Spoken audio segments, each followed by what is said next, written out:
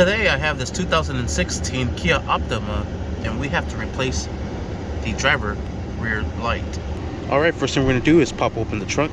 And inside here we have a little latch. We'll open up the little handle there, and then we'll just pull this out. There is a pigtail here. We'll pull this out,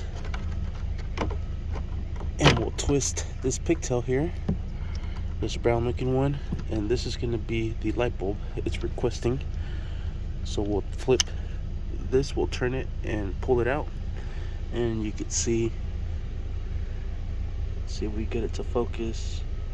The little prongs inside are not connecting anymore, so we have a replacement here. I am using a 2357 light bulb, and I'll just simply put this back in the way I took it out, press it in, and then twist it, and just like so, we'll put it back into place.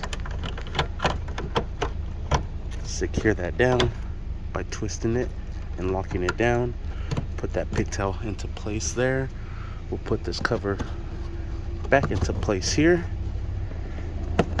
We'll twist the little lock the little compartment up. We'll close our trunk. We'll call back in here,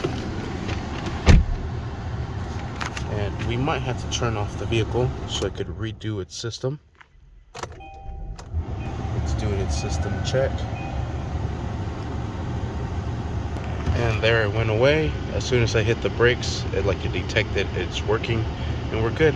Now I just gotta put air on the tires and we're set on some gas. Thank you for watching. Please like, subscribe.